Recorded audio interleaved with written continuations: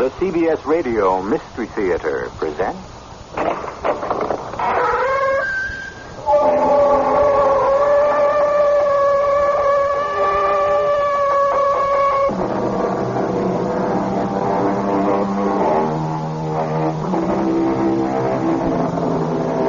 Come in.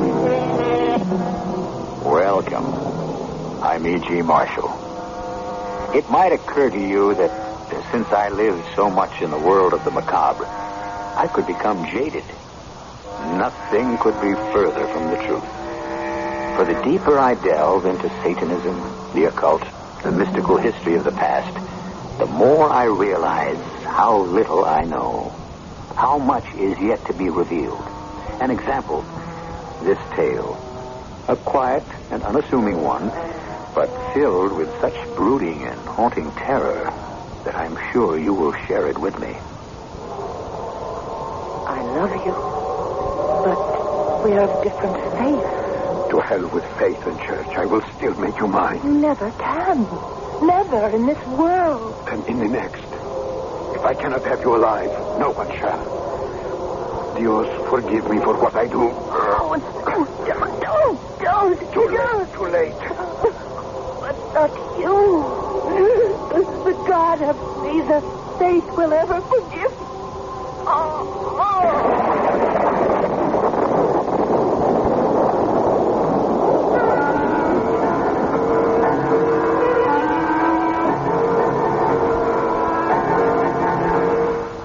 Our mystery drama, Never in This World, was written especially for the Mystery Theater by Ian Martin and stars Alexander Scorby.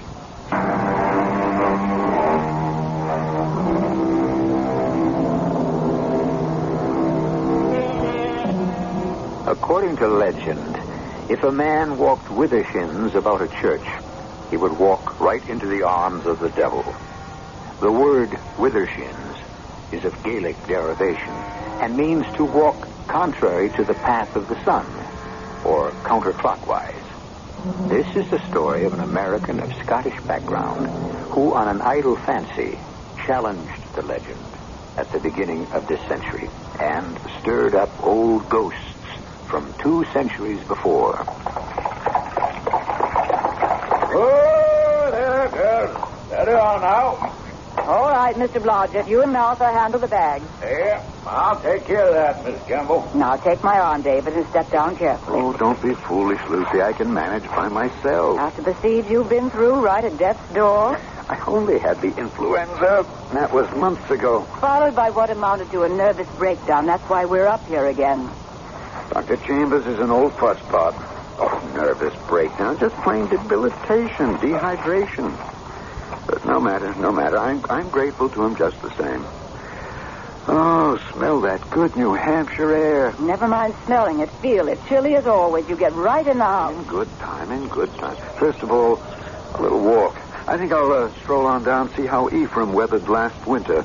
But that's nearly a mile's walk. Oh, just a stroll. Now I'm back in the country. It's good to stretch my legs after being pent up these last years in the city.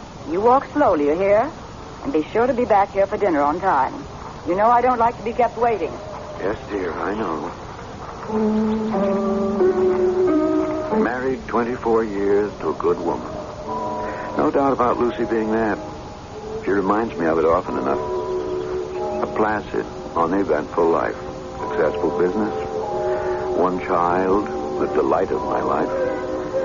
The rest of it, floating along in a rut, like an autumn leaf on the muddy waters in a wheel track. 50-ish, fattish, and feeblish after my first brush with death. Yes, I found I didn't have to be told to walk slowly. I had to. On my way to see my old friend, the Reverend Ephraim Bean. Come in. And behold, I come quickly. Revelations chapter 22, verse 11, I believe. The Right Reverend Ephraim Bean, at your service. Don't tell me I've changed that much. Bless the soul, my sight is getting to be a caution. Now, where are my spectacles? Try your forehead. Oh, yeah. David Campbell by Toffet. Is it not? It is indeed. Well, come in, man. Oh, I see. You look in the pink. Sit you down, and I'll refresh you with a glass of cider. And you must tell me all. Not much to tell. Long bout with influenza. 'Tis a plague on the whole country this year. Here now. You'll have a glass? It looks just the ticket. But tell me about your illness. The influenza epidemic this year, the good Lord knows, has been widespread and virulent. Virulent enough in my case. Like to have carried me off. But for some last moment's strength I gathered somewhere and so got my reprieve. Oh, tell me, when was its onset? The day after New Year's. Good heavens. Mm-hmm. And it's lasted all the way now into August? Well, the germ itself was brought under control months ago and finally washed from my system. But a curious aftermath, a kind of disease, or if you want, unease of the mind afflicted me. The medical term of choice, I suppose, would be a nervous breakdown. Well, my good friend, I'm glad you returned. We must shake these shadows from the corner of your soul, if they still persist. I put as good a face on it as I can, but... Yes, Ephraim, they do persist. But something even more than that. Something, some inner voice called me back here. Yes? For what? I don't know. Shall I tell you what haunts and tortures me? And why I was so glad that Lisbeth was not to come? Because I don't know whether it is for good or evil. I only know it must be. Remember Isaiah. Woe unto them that call evil good, and good evil. No, that's not what I said. Not in so many words. But look deep in your heart, David, and ask yourself if somewhere, somehow, the thought is not there. Walking back from the Reverend Bean's on that early August afternoon, I thought long and deeply, trying to find with his suggested key some door to unlock my long depression. But neither then nor on succeeding walks, longer and longer as I grew stronger, could I find an answer to the strange call which tugged at me, but gave me no intimation which way to follow and find the answer. But where do you go on these long rambles of yours? Oh, nowhere in particular. I just like to walk, to listen to the drowse of the bees and feel the wind in my face. The wind. Oh, yes, first thing we know, you'll be back with the influenza again if you don't stop exposing yourself to the chill. I doubt it. That's past. You're still determined to go off on this jaunt today? Well, yes. Now I feel strong enough. I've always wanted to go back up to the Devil's Glen. Oh, so many happy times there with Lisbeth when she was a child. Well, you have your lunch all packed up that Martha made for you. Yes, Lucy? Now, don't dilly-dally till too late. Martha says her rheumatism is acting up, and that means a thunderstorm is on the way. It was a glorious Sunday afternoon. And after lunching at the Devil's Glen and basking a while in happy old memories, I was tempted to walk just a little farther up a trail I'd never taken before. I followed the stream a little, and then the trail bent into the woods. All of a sudden, I broke from the trees into a clearing, in the center of which stood the ruins of an old church and a weed-covered graveyard beside it. After pottering around, reading some of the weathered headstones, this cursed whim struck me. I'd not been to church that morning, and on an impulse, as if obeying some order from beyond imagining, before heading for home, I was driven to circle the church twice with a shins. Perhaps recalling some ancient dare as a boy that I'd refused to take because of legend. No danger befell me, except that I was suddenly swept by a wave of exhaustion. With a sigh, I sat on a little bench, stretching out my legs. I found that my feet were resting on the edge of a flat tombstone. I could barely make out the legend. Jose Ribeiro. These bones lie here in an alien land. The life struck down by mine own hand. With heavy-lidded eyes, I tried to trace the date etched in Roman numerals, but a great crack across the stone obscured some of the characters. And besides, by that time, I found myself asleep. Dear Jose, I cannot. Never. You must. You love me. I love you. But we are of different faiths. To the devil with faith and church. I will still make you mine. You never can. Never in this world. Then in the next. If I cannot have you alive, no one shall. Yours forgive me for what I do. Oh, no. It's too late. It's not you. That God of Jesus' face will ever forgive. No, my...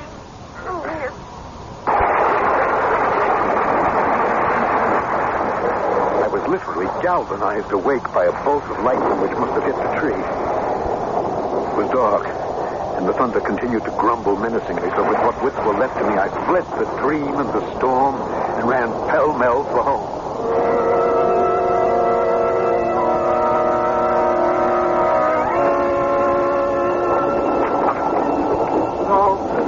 Letting myself in, I could hear my wife hectoring poor Martha in the kitchen about something.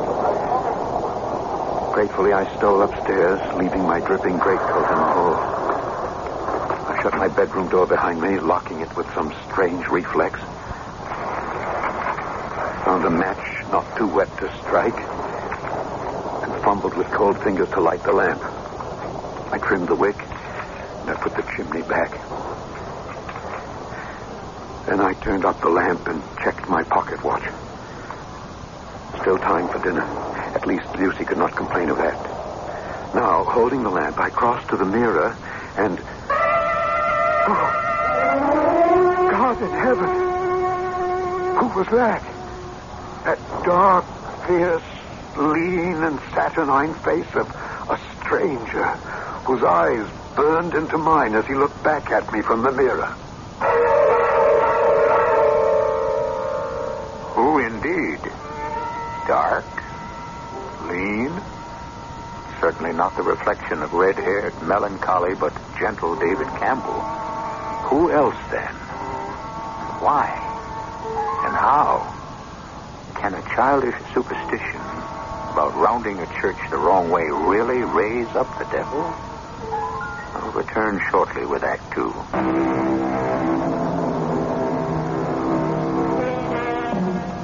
As fascinated as a moth might be, held by the lamp he holds in his hand, David Campbell is transfixed by the reflection in the mirror. The reflection of a man he has never seen before, who differs from him in every respect. Dark brown eyes for Blue, a great beaked nose for his straight one, dark curling hair instead of the familiar soft, straight reddish hair already receding from his brow. Other things, too, he is conscious of. That his clothes hang loosely on him, too short in the sleeve length, and the elastic bands on his trousers stretch to the breaking point to accommodate his extra height. But far more than the physical shock is the profound terror of finding himself someone other than himself. David? David, are you in there? David, why have you locked this door? Why indeed, Lucy? Only thank God I did. Time. Precious time to figure out what am I going to say? What can I say? Really, David, this is too mortifying of you. You must be in there. Why don't you answer? I'm not feeling myself right now. Let me in. I want to help. The only way you can help is... Oh, all right, I'll let you in if you do something for me first. What? Now, please, don't think I'm being unreasonable. It's terribly important. I'm pushing a key under the door. You see it? Yes. It's the key to the old roll-top desk in my study. I want you to open it. On the left-hand side, the first row of pigeonholes. Pull them to you, and they'll slide out. There's a secret compartment there. Inside it is a letter. Get the letter and bring it back to me here. But I don't... Please, do as I ask. There's no other way. No other way for what? When you bring it back, you'll see. Or maybe by some miracle, all this won't be necessary. It took some more urging, but finally Lucy left on her errand. For myself, I returned, hoping against hope, to the mirror. No question. To outward view and sound, I was a different man. But that different man was only a prison, which still held David Campbell. The inner man was still the same. But how to convince anyone else of that? David, I'm back. Yes, Lucy, did you find it? There's no stamp. Instead, 2 Cupid hearts drawn by pen with an arrow piercing them together, right? Yes, when I was young and foolish, I used to do that. One heart has the letters LCM in it, the other DMC. Of course, but David, this is absurd. We both But know. nobody else knows about this letter. I hope not. It begins, David, I know you want to, but I'm tired of waiting for you to ask me. If we are to be in love, why shouldn't we be married? If you won't ask me, I'll ask you. David, hush, Martha might hear. Really? These family secrets shouldn't be spoken out loud. They have to be, otherwise you wouldn't be able to do... David, I can't stand this nonsense anymore. Open this door immediately, or I'll have to send for a doctor. Very well, only wait. Just a moment before you come in. Oh, do stop it. Open the door. Come in, Lucy. Turn up the lamp, David. I can scarcely see. That's quite deliberate on my part. Come in. And close the door. Oh, very well. Now, would you mind telling me what all this fiddle-faddle is about? Keys, secret drawers, old letters? A matter of proof. I want to be sure you know who I am. What's the matter with your voice? Have you caught cold in the rain? I might say I've caught a devil by the tail. Or perhaps the other way around. I think I'd better get the doctor. I think you'd better wait first. For what? For what I'm about to show you. When I turn up the lamp. Just remember that I am David as I turn up the lamp and let you see. Oh, no. No, David, no. Oh, no, David, what can I say? I don't know. Whatever you feel would be best. Talk to me as honestly as you can. Well, really, how can I? Why not? Because now that you face the actuality, you're not sure, are you? You're not sure it's me. Well, how can you blame me? I mean... Don't leave this room. Stay where you are. Don't you dare make a move toward me or I'll scream the house down. We're not alone, you know. Your brother George and his friends are all downstairs. And Mr. Blodge is the gamekeeper with his gun. It's all right, Lucy. I don't blame you for being scared and very brave at the same time. But the lies are not necessary. They're not lies. The house is full of... Besides us, there is only poor old Martha. My brother George has been dead for 5 years. Blodgett runs a general goods store and lives well over half a mile from us. And I am no stranger, no matter how I look. I'm your husband of 24 years. 25 come this November 23rd. No matter how I look. Oh, what are we going to do? Now, darling, don't worry too much about me. Some way we'll find a way to straighten things out. I'm not worried about you. Somehow you brought this on yourself. I mean, what are we going to do, Elizabeth and I? What on earth can we say to people? How can we live this down? I think there are more serious problems here to be considered first. I'm not capable of solving them. You need a doctor or perhaps a minister. I'm going to make up the spare room where you can sleep tonight, whoever or whatever you are. Then I'll bring your dinner up to you. And tomorrow, first thing tomorrow, I'm going to the Reverend Bean and tell him everything. Maybe he can make heads or tails of it. I can't.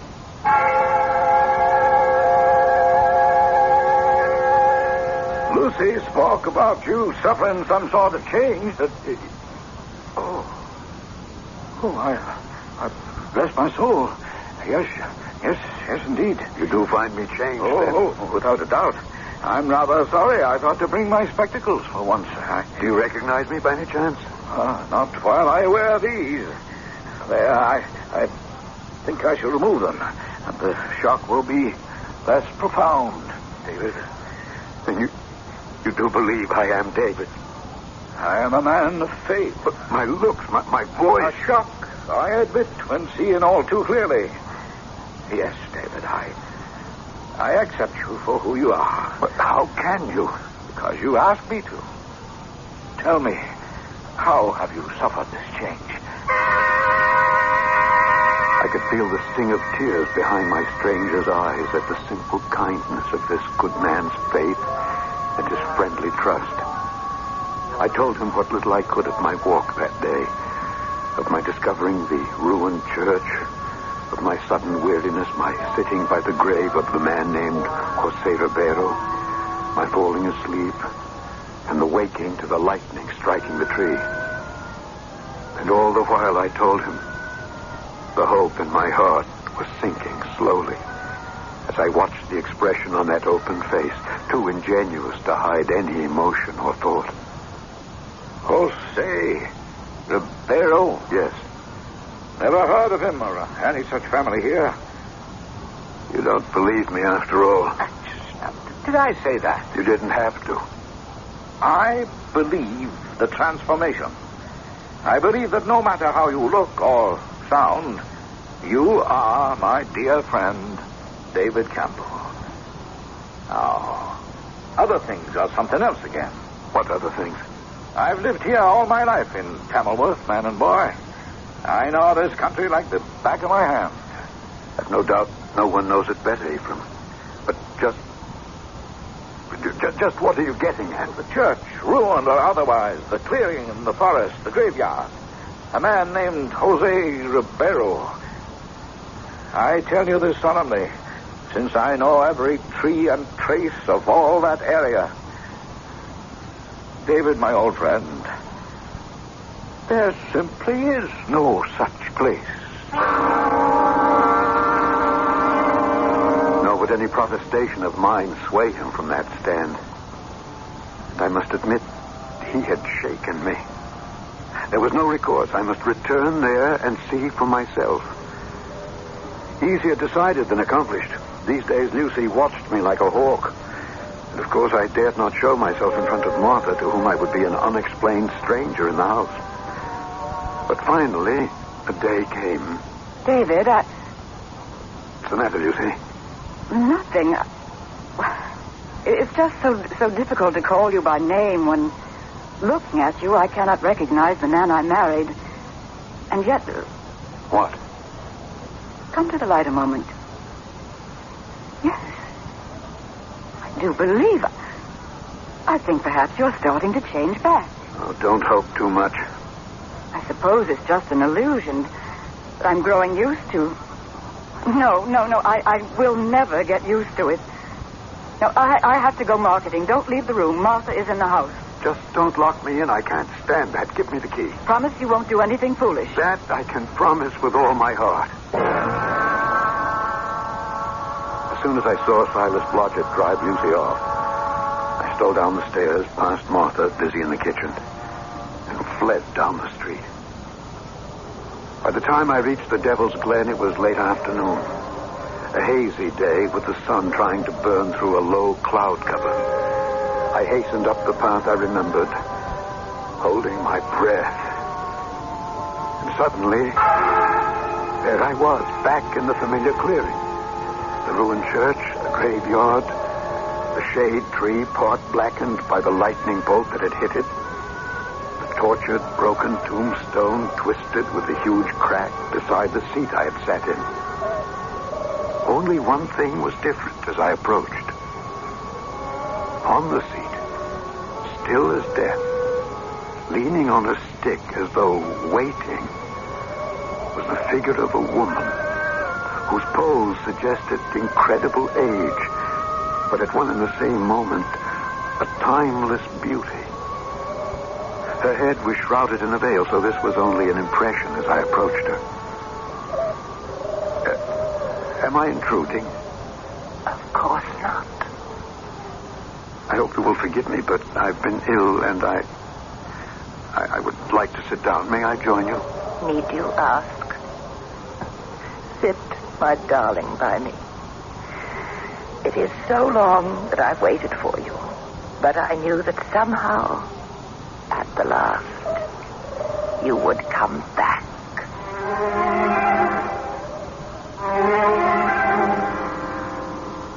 Fantasy or reality? An actual meeting in an actual place? Or some strange fixation of the mind? And if so, on whose part? David?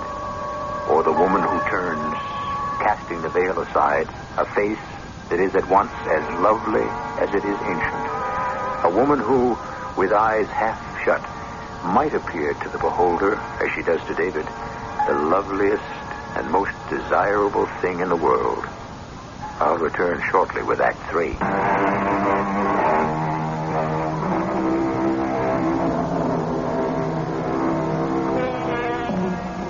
The sun suddenly drops behind the horizon, and in the half-light of twilight, the age is washed away from the woman's face. Her gray eyes, fastened on David, are wide and shining with love. But to him, lovely as it is a stranger's face. Search his memory as he will, he cannot remember ever having seen it before, although the voice stirs some vagrant chord of memory. You know me? How can you ask such a question, Jose? My name is not Jose. Not yet, perhaps, but it will be. You think I look like someone you once knew? I know you do. But looks are unimportant. I know you are. You called me Jose, the man you think I am. Do you mean Jose Ribeiro? I mean Jose Ribeiro. The man who's buried in this grave? Who says he took his life with his own hand? Who took his life with his own hand, but who is no longer in that grave. Where is he then? Sitting beside me on this bench. Me? The living image. But only an image. Not the man, the being himself. Not yet. It takes time. No, you don't understand. I'm not the way I look. I'm someone else. My name is David Campbell. I don't look this way at all. If you don't want to look yourself, that can happen too. In time. It all takes time. But the moon is not yet at the full, and I cannot stay any longer. No, wait. There are so many questions I need to ask you. You mean David Campbell is the one who wants to ask the question? Of course, that's who I am. This Jose Rivera, I can't read the date on his tombstone, but he must have died a long time ago. Long. And not so long. 200 years, to be exact. And he looked like me? Me as I am now? You could be one and the same. How can you be so sure? Because we loved. Because I should have been his wife. What? That means that you have to be. I must go now. It's almost dark. I can tell you more, if you wish. As much as you can comprehend. Come to tea. Thursday, but not before twilight. Past the church, take the path to the left, down to the waterfall. It's the second house. White placard. You can't miss it. Almost underneath the waterfall itself. Oh, wait a minute. I don't even know your name. I'll teach you to remember all. Prudence. Remember. Prudence. Pennypacker. Till Thursday, David.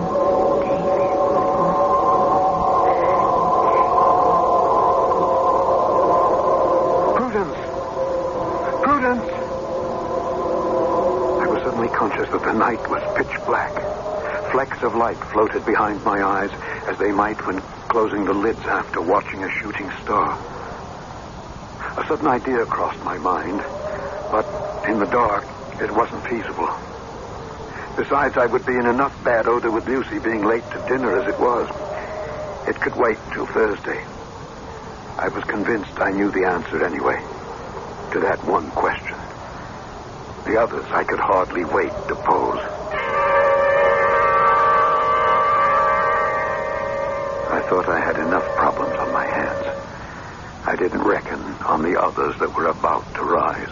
I just can't stand it any longer, David. If you are, David, going on with this charade, so I've made all the arrangements. Now, wait a minute. What charade? What do you mean? I can't make up any more lies or half-truths or excuses about you. Martha can't understand why, if you're ill, she can't bring a tray up to you. Cy Blodgett and the others in the village can't imagine if you don't need a doctor why you stay cooped up. Oh, I could go on and on, but I don't intend to. I've spent the day packing us up.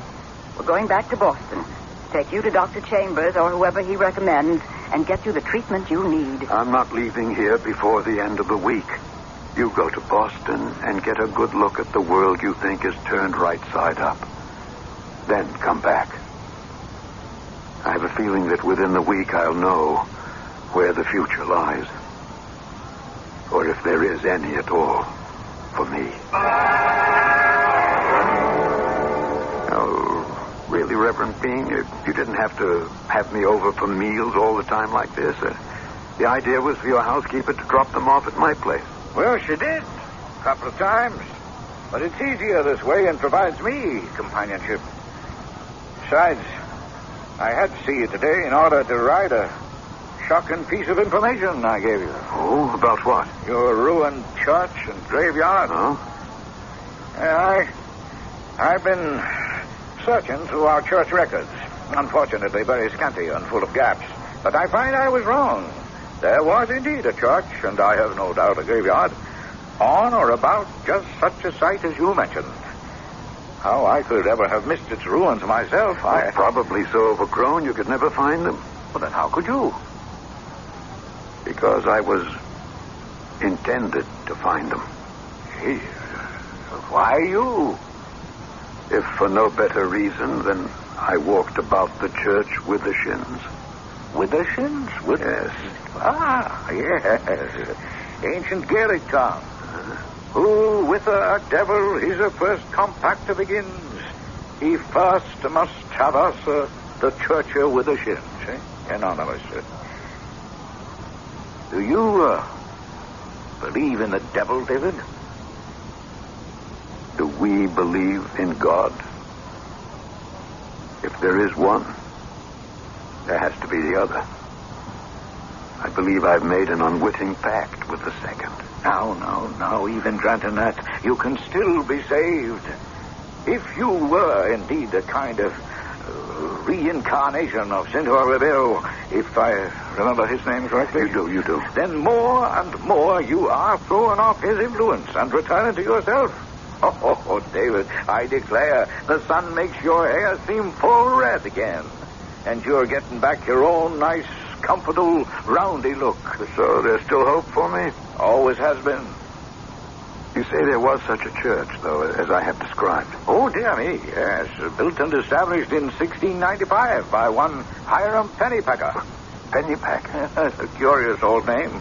Very common about these parts once. Still, for that matter. Well, now, you'll join me for dinner. No, Ephraim, good old friend, I think I will make out for myself this evening. Will I see you later? I'm not sure. I may decide to take a long sleep tonight. Lucy's due back in the morning. Then I'll be trotting along. I have a feeling of something undone. Have I forgotten anything? You've forgotten nothing. Not even me, who little deserved to be remembered. Goodbye, old friend. This was the Thursday, and for my own reasons, I must be early. As soon as Ephraim was gone, I headed for the Devil's Glen and beyond. I went first straight to the graveyard, in the glare of the sinking afternoon sun. It took me some time to find it. A simple headstone with a simple legend. Prudence Pennypacker, 1765, 1789. But she is in her grave, and oh, the difference to me. That quotation from Wordsworth shocked me beyond belief. For the subject of his lament over a lost love was for a girl named not Prudence, but Lucy. From the grave, with a sense of urgency, I found my way down the path to the house beneath the waterfall, and to the girl who had been buried 200 years ago, and to the end of it all, I hoped, at last. You're late. Things have come up. There won't be time for tea. Not too late for some explanations. That depends on what you consider an explanation. Who was or is Prudence Pennypacker and Jose Ribeiro? What were they to each other? And where do we fit in? That's asking quite a lot. No, not in my mind. As far as I can discover, both you and Jose have been buried for 200 years. I'm still alive, even if I'm locked like a hermit crab in another man's shell. Where do I go from here? Or you? Or us? Or all of us? I can answer some questions. Jose was a very romantic Portuguese who fled a dictator king who was slaughtering the nobility. With his knowledge of languages and education, he became my father's secretary. Your father was the minister of the ruined church up the hill? Yes. Jose fell in love with me and we wanted to be married, but we were of different faiths. Oh, the dream. What? The dream I first dreamt. Sitting on the bench by your lover's grave, before the tree, and for all I know, I was struck by lightning. Did he really murder you and kill himself? If I could not have him, I wanted to die for him, just as he wanted to die for me. Because of my father and my faith, I was buried in consecrated ground, but because he took his own life and was an apostate, Jose was buried in unhallowed ground. He was forced to wander forever until he could find some other body not owned by the devil. I chose to share his exile, waiting for the moment when he could. And when I risked an old superstition and went about the church the wrong way, he entered into my life, my body. He took your body, not your soul. That is still yours to command. But is it so much to hold on to? Would you not rather come with me at last and forever to love and be loved no matter who you are or what your name is?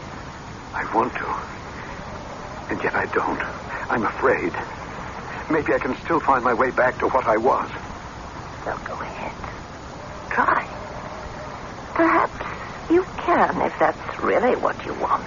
But just remember, you can have it for only a brief moment. With me, it could be all eternity.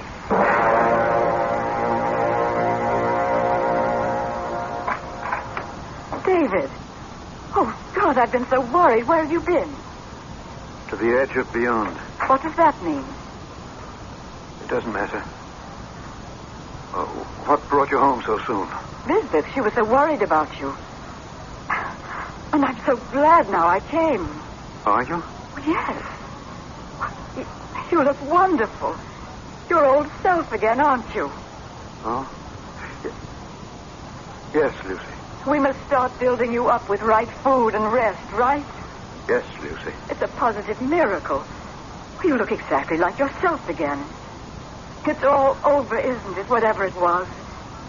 You're David Campbell again. Yes, Lucy.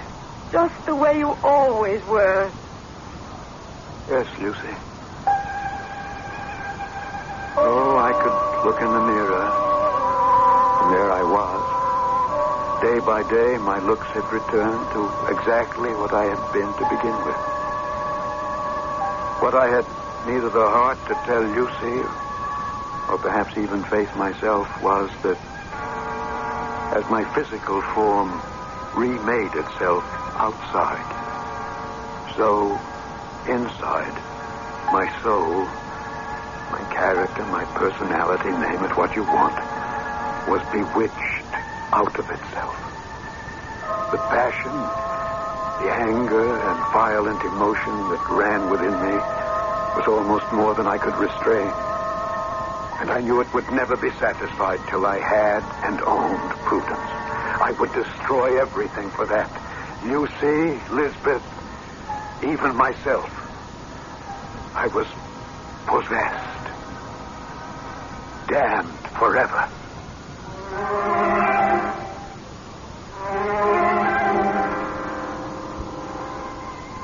When David Campbell suddenly disappeared, it was the Reverend Ephraim Bean who led the search. A deep instinct told the old man David had returned to the graveyard and the ruined church, but was never found.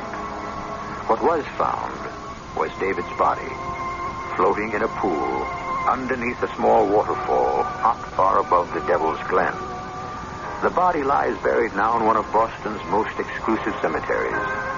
The body, where the soul has gone, is another question entirely. I'll be back shortly.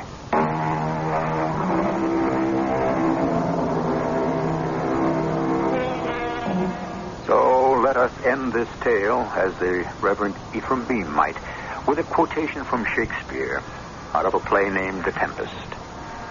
Our revels now are ended. We are such stuff as dreams are made on, and our little life is rounded with a sleep. Our cast included Alexander Scourby, Laurie March, Ian Martin, and Marion Seldes. The entire production was under the direction of Hyman Brown. And now, a preview of our next tale. Who are you? I'm the girl who gambled and lost. Stop talking in riddles. I'm Althea, Judge, the town girl who wasn't good enough to marry Richard. Dick, what's the meaning of... The meaning is that I promised to pay you back.